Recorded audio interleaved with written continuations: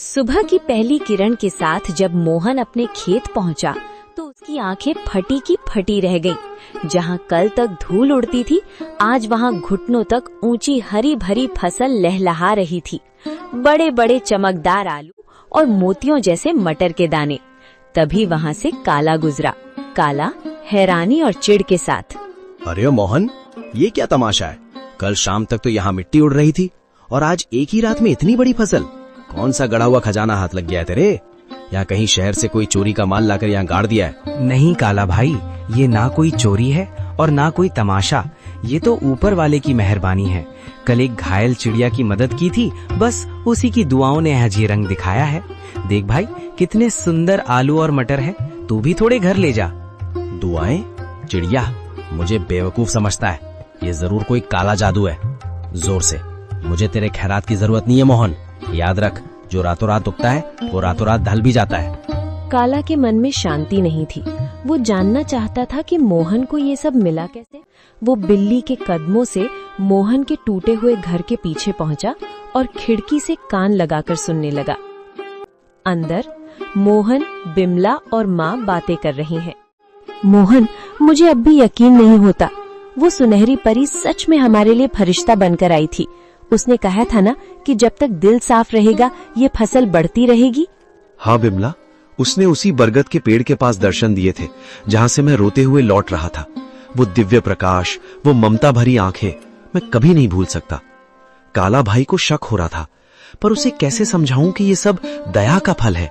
काला खिड़की के बाहर बुदबुदाते हुए, अच्छा तो ये बात है। बरगद का पेड़, परी और सुनहरी पोटली।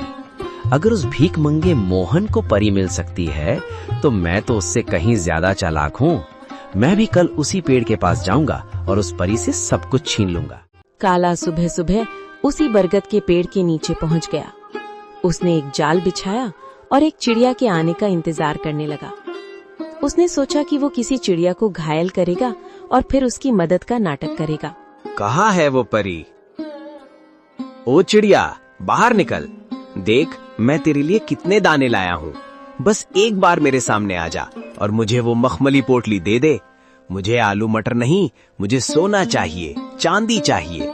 मैं उस मोहन से बड़ा आदमी बनना चाहता हूँ। काला घंटों चिल्लाता रहा।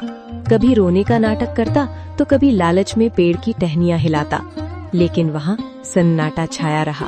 अचानक एक तेज ठंडी हवा चली और एक आकाशवाणी हुई। काला, प्रार्थना हृदय से की जाती है, लालच से नहीं।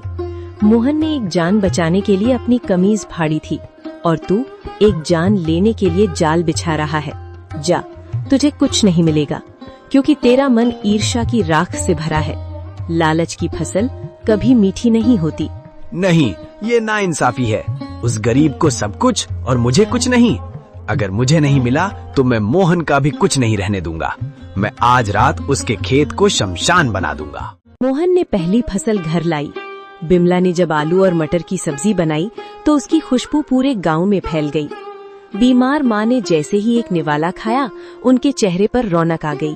पिताजी, ये आलू तो बहुत मीठे हैं। क्या ये सचमुच हमारे खेत के हैं? अब मुझे स्कूल जाने के लिए नया बस्ता मिलेगा ना?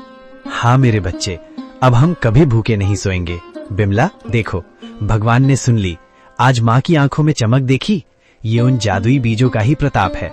बिमला आंखों में आंसू भरकर, मैं तो डर गई थी मोहन।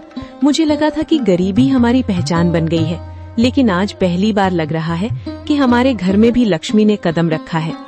पर मुझे उस काला से डर लगता है। उसकी नजरें हमारे खेत पर जमी हैं।